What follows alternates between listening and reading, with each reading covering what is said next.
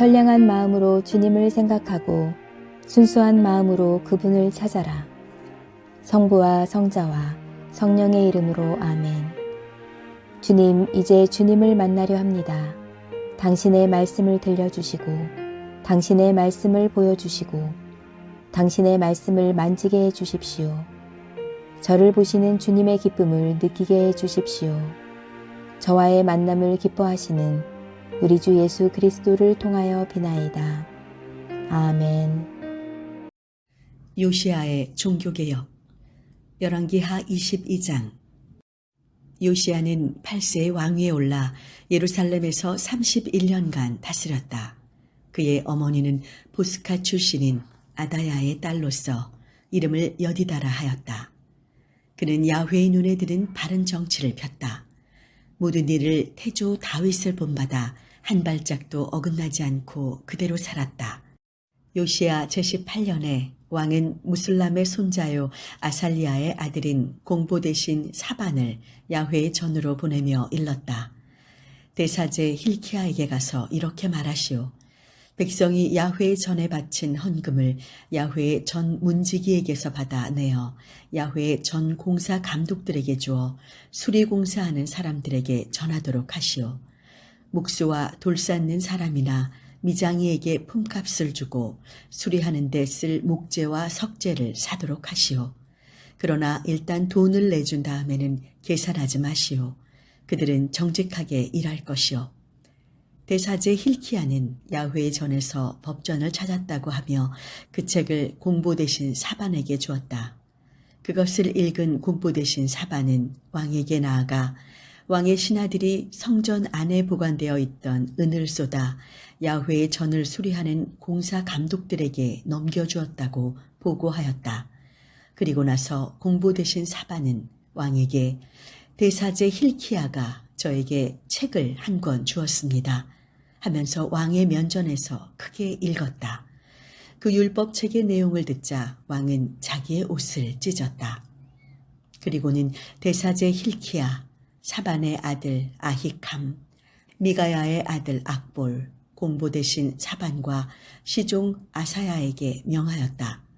이번에 찾아낸 이 책에 여러 가지 말씀이 기록되어 있는데 그것에 대하여 나와 온 유다 백성이 어떻게 해야 할 것인지 야훼께 나가 여쭤보시오. 이 책에 기록되어 있는 말씀대로 하라고 하셨는데 우리 선조들이 그 말씀을 따르지 않았으므로 우리가 불길 같은 야훼의 진노를 사게 되었소. 대사제 힐키야와 아히캄, 악볼, 사반, 아사야는 여예언자 훌다를 찾아갔다. 훌다는 하르하스의 손자요 디크와의 아들인 의상 담당관 살룸의 아내였다. 그들이 예루살렘 신시가에 살고 있는 훌다에게 가서 용건을 말하자 훌다는 이렇게 대답하였다. 여러분을 나에게 보내신 그분에게 가서 이스라엘의 하느님 야훼의 말씀이라고 하며 이렇게 전하시오. 나 야훼가 선언한다. 유다 왕이 읽는 책에 적혀있는 재앙을 내가 이제 이곳과 이곳 국민들에게 내리리라. 그들은 나를 저버리고 저희 손으로 만들어 세운 온갖 우상에게 제물을 살라바쳐 나의 속을 썩혀 주었다. 그런즉 나의 분노가 이곳에 불길같이 떨어지면 아무도 그 불을 끄지 못하리라. 야훼께 문의하라고 여러분을 보낸 유다 왕에게 가서 이렇게 전하시오. 이스라엘의 하느님 나 야훼가 선언한다. 너는 나의 말을 받아들였다. 이곳이 쑥밭이 되고 여기 사는 사람들이 저주받으리라고 한 나의 말을 듣고 너는 눈앞이 캄캄해져서 내 앞에 무릎을 꿇었다. 네가 이렇게 내 앞에서 옷을 찢고 통곡함으로 나도 너의 소리를 들어주기로 하였다. 이는 나의 말이라 어김이 없다. 내가 세상을 떠나 조상들에게로 돌아가는 날 너의 무덤에 고이 안장하게 하리라. 내가 이곳에 내릴 재앙을 너는 내 눈으로 하나도 보지 않으리라. 사람들이 돌아와 이 말을 어전에 아뢰었다. 열왕기하 23장. 왕은 유다와 예루살렘의 모든 장로들을 소집하였다. 왕은 유다 국민들과 예루살렘 시민들, 사제들과 예언자들, 높고 낮은 모든 백성들을 데리고 야훼의 전으로 올라가 야훼의 전에서 찾은 언약법전을 읽어 조목조목 다 들려주었다. 그런 후에 기둥 있는 데로 올라가서 야훼를 따르며 마음을 다 기울이고 목숨을 다 바쳐 그의 계명과 훈령과 규정을 지켜 그 책에 기록되어 있는 언약을 이루기로 야훼 앞에서 서약하였다. 백성들도 모두 따라 서약하였다. 왕은 대사제 힐키야와 부사제와 문지기들에게 명하여 야훼 전 안에서 바알과 아세라와 하늘의 별을 섬기는 데 쓰던 모든 기구들을 치우게 하였다. 그는 그 기구들을 예루살렘 성 밖 키드론 벌판에서 불사르고 그 재를 베델로 가져갔다. 그는 또 유다 각 성읍과 예루살렘 인근 지역에 있는 산당들에서 제물을 살라 바치도록 유다 왕들이 세웠던 가짜 사제들을 파면하고 바알과 해와 달과 성자들과 하늘의 별들에게 제물을 살라 바치던 자들을 모두 파면하였다. 또 아세라 목상을 야훼 집에서 드러내다가 예루살렘 성 밖 키드론 골짜기에서 불사르고는 가루로 만들어 공동묘지에 뿌렸다. 왕은 또 여인들이 아세라 대신 음란을 피우던 남창의 집들을 야훼 전에서 허물어 버렸다. 그는 유다 모든 성읍에서 사제들을 불러들이고 게바에서부터 부엘세바에 이르기까지 전국에서 그들이 제사드리던 산당들을 모두 부정한 곳으로 만들었다.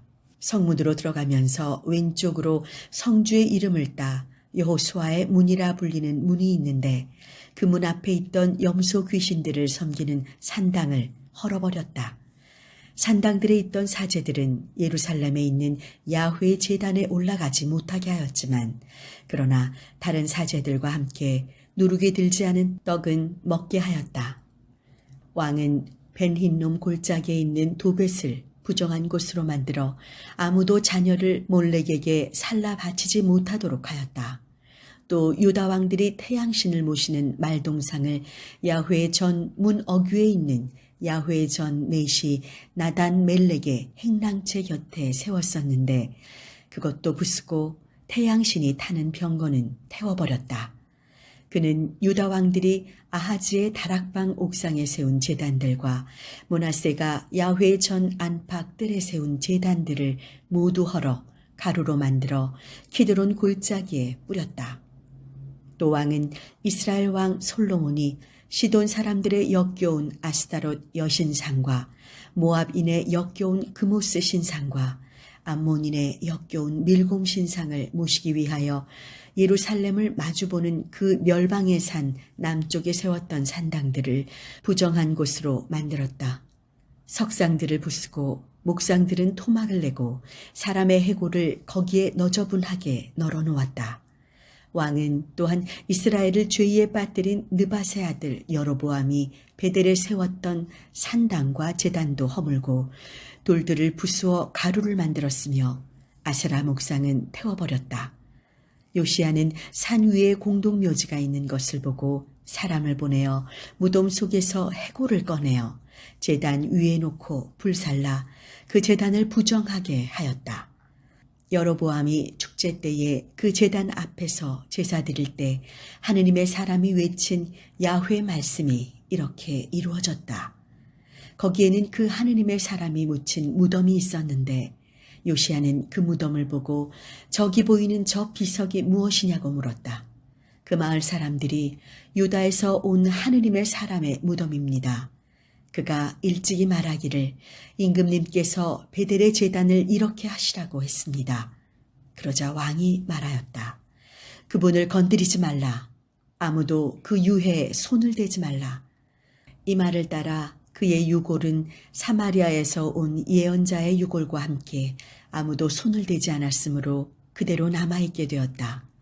이스라엘 왕들은 사마리아의 여러 성읍 언덕마다에 산당을 세워 야훼의 속을 썩혀드렸었는데 요시야는 베델에서 한 것처럼 그 산당들도 철거하였다.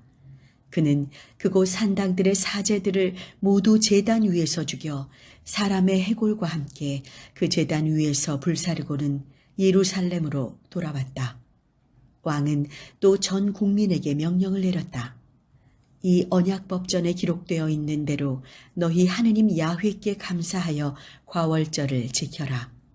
그래서 지킨 과월절 축제는 일찍이 판관들이 이스라엘을 다스리던 시대나 왕들이 이스라엘과 유다를 다스리던 어느 시대에도 없었던 것이었다. 예루살렘에서 야훼를 기려 과월절 축제를 지킨 것은 요시야 왕이 즉위한 지 18년 되던 해의 일이었다. 요시야는 또 유다와 예루살렘에서 도깨비나 귀신을 불러 물어보는 자들과 가문의 수호신과 온갖 역겨운 우상들을 눈에 띄는 대로 쓸어버렸다. 이렇게 하여 요시야는 사제 hilki야가 야훼의 전에서 찾아낸 책에 기록되어 있는 주문들을 시행하였다. 요시야처럼 야훼께로 돌아가 마음을 다 기울이고 생명을 다 바치고 힘을 다 쏟아 모세의 법을 온전히 지킨 왕은 전에도 없었고 후에도 없었다. 그러나 야훼께서는 므낫세 때문에 너무나도 속이 썩으셨으므로 유다에 쏟으시려던 맹렬한 진노를 풀지 않으셨다. 그래서 야훼께서는 이렇게 선언하셨다. 나는 이스라엘을 내쫓은 것처럼 유다도 또한 내쫓으리라. 일찍이 선택하여 내 것으로 삼았던 이 예루살렘 도성과 내 명의로 삼았던 이 성전을 버리리라.